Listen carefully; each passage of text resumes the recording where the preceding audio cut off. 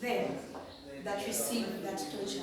Yes, the passport is one of the starting points of all this, but then the pain, the wounds, the transparent wounds we see happen onto the person, not through the passport. But then there's still that connection. That's why you're seeing the hand is holding the passport.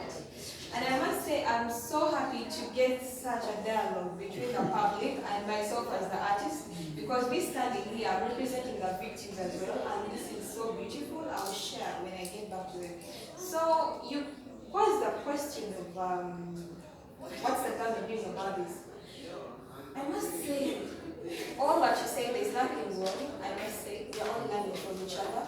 But then, on the other side, as we look at the government, we also have to look at ourselves as the public, you know? They say if I'm pointing at you, these other fingers are pointing at me. So, at the end of the day, most of these things are happening because we are ignorant as the public.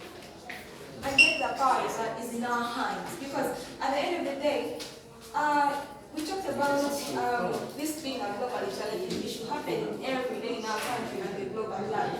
But then, don't you question yourself why we have so many people lining up at the Ministry of Internal Affairs every day going to get passports to leave the country and go and get greener pastures?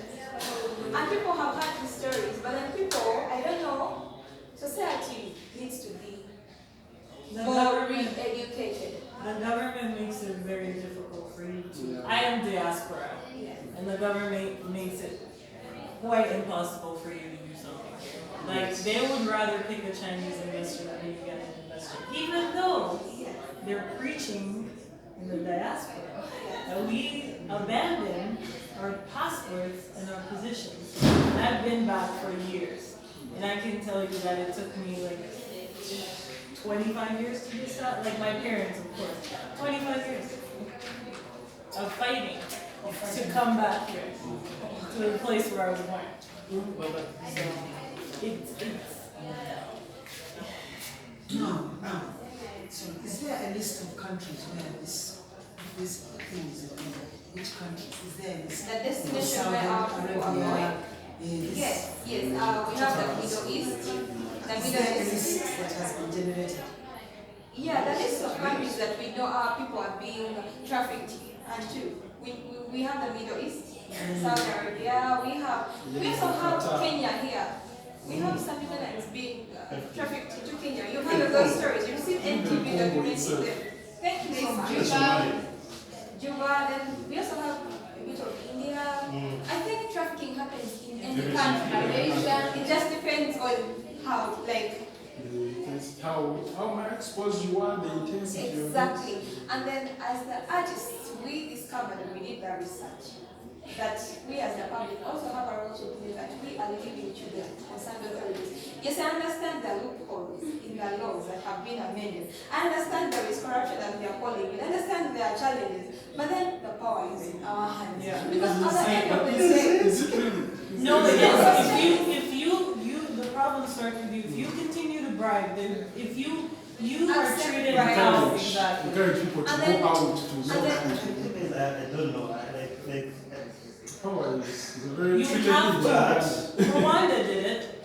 But what I want to talk about is so we're looking at internal affairs, but we look at the people who come from villages to Kampala with the same mindset as the people who live in Uganda, go to Dubai, and what happens to them. Because if you go downtown and you look at those people, there's something that happens to people who go to Saudi Arabia. Exactly. So it's happening in our city. It's also happening. But because we are not addressing it to the what is happening locally, and there is nothing we keep looking out, the problem will never go.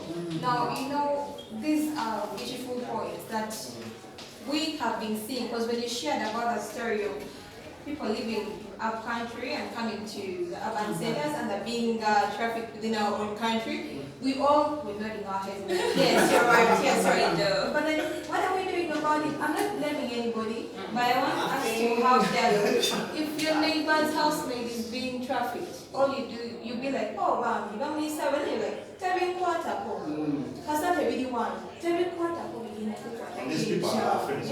Muganda, oh, you get my point as the artist here. So you brought out a very beautiful point, and I think yes, we all have a part to play. it's not one-sided. We have a budget. So you have played your part in a very good way. But I hope it's not going to be confined in this place, in this No, space. no. So about that, even after the exhibition, we have plans of pushing this out further into the community. We have a project we are trying to work on of T-shirts having these works onto them. But then you understand this also comes with financial investments and all that. So we are doing our best to see that this doesn't end here. And then we as the artists, most of society has known artists to be behind. When they produce work, we go behind. But then we are trying to also break that and come up and sensitize the public. When there are talks, community talks, we are making ourselves